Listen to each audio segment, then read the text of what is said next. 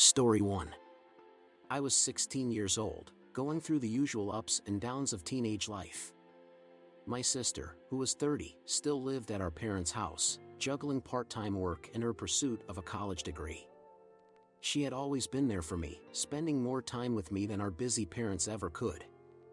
I cherished our bond and believed we had the best relationship in the world. However, there was always a cloud of tension between my sister and our mom. They would argue and clash over the smallest things, and sometimes, their arguments revolved around me. I would overhear my name amidst their heated exchanges, but whenever I asked them what was going on, they would brush me off or provide vague explanations that never made much sense. One fateful day, my sister arrived home drunk for the first time ever. It was clear that she had been to a wild party, something our conservative Christian parents would never approve of. My mom, enraged by her behavior, started yelling at her, criticizing her, and slut-shaming her in front of me. The situation escalated quickly when my mom uttered the words that shattered my sister's heart. "Haven't you got no shame for all the burden you brought to our family? Don't you see how much pain and money you caused your father and me? Giving birth to you was my biggest mistake." Those words cut deep, piercing my sister's vulnerable state. In a fit of anguish, she lashed out at our mother, pleading for her to stop and claiming that she had it worse.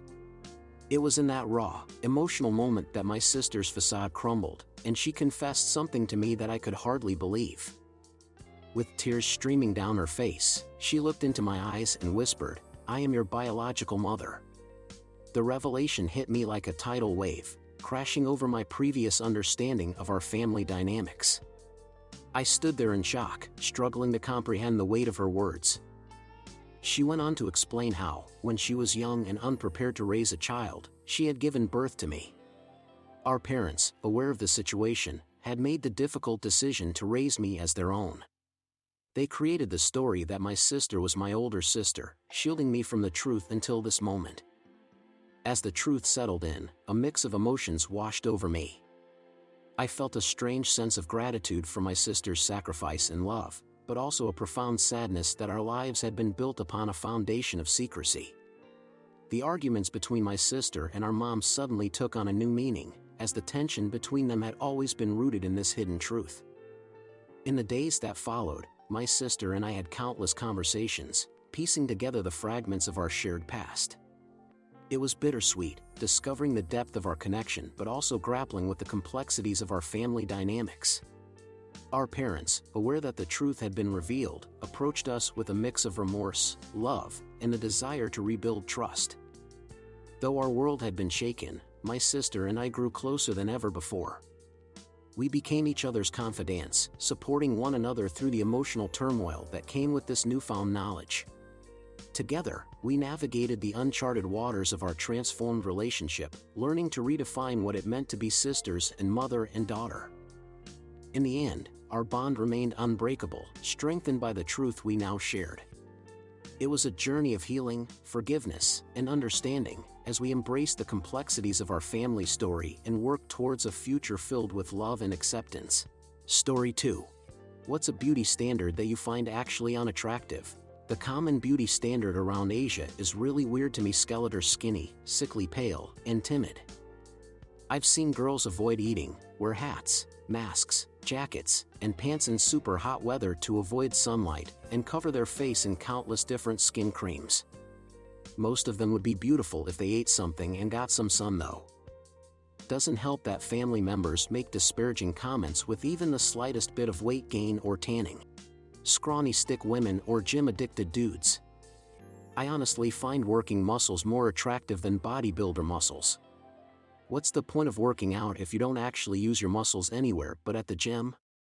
It's one thing to work out for your health, but doing it just to build giant muscles seems so ridiculous to me. I grew up in the 90s. Women with no thighs or butt, and large, often fake breasts, were the pinnacle of the Playboy franchise. I adopted this standard of beauty as a young man. I now love a naturally curvaceous woman. I want to make it clear women of all shapes and sizes I can see beauty in. I feel bad for those who alter their appearance to fit the aesthetic of any time. Finally, personality is so important. A stunner can alienate themselves with a bad attitude.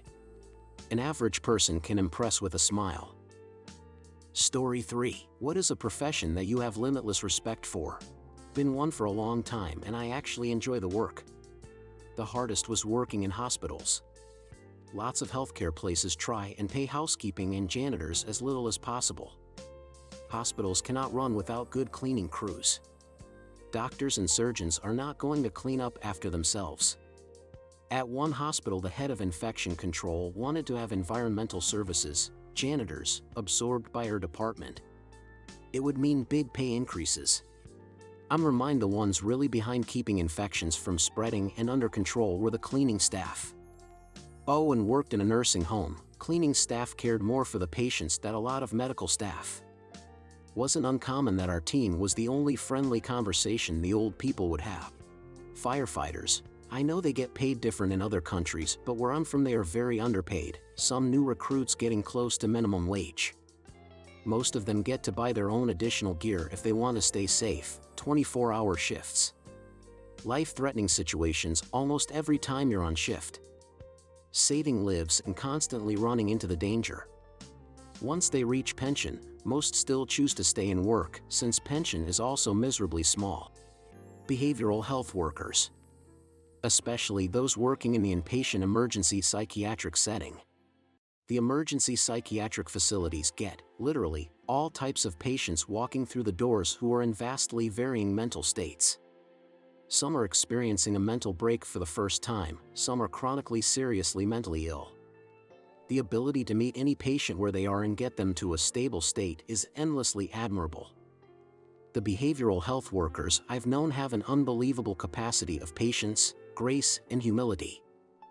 I have needed emergency psychiatric care before and I know there is a huge volume of patients in the system on any given day. My mind is blown with gratitude that there are people who wake up and get themselves ready to go and be there on the front lines for mentally unstable people. This has already been long, but I'll add for anyone reading this far. Our entire system is structured in a way that the people who were dealt a tough hand are likely to stumble. When a stumble leads to a fall, our society's system typically delivers outcome of worse and worse results. Jail, rigid mental health care facilities, or homelessness are the most probable outcome for most people who experience mental unhealthiness. Those typical outcomes are seldom successful of helping the person's situation. I understand that there is no easy solution, there is no magic bullet that solves our issue of people who are mentally broken from addiction, grief, misfitness, or any of the afflictions that we all see. We do all know someone in our family or friends who is unable to participate in gainful employment or community participation.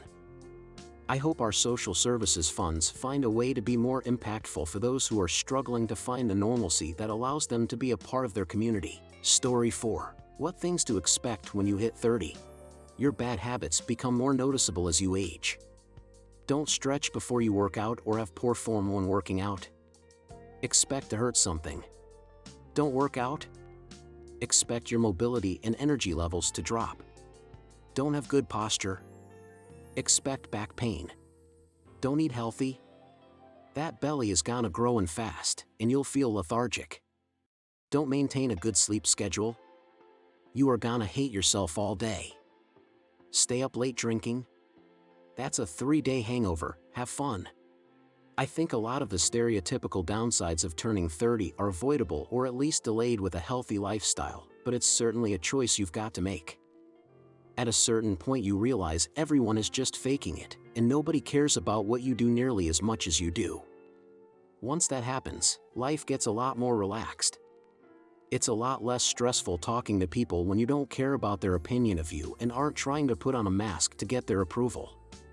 You'll grow apart from some of your friends as your priorities shift. Making new ones can be a bit harder. You have to actually prioritize meeting people if you want to meet people, since you don't have school and dorms and clubs anymore. Making friends isn't any different, but finding the time and space to do it can be trickier. My ex-husband lost most of his hair, so he shaved his head. When he wears a hat he looks a lot younger.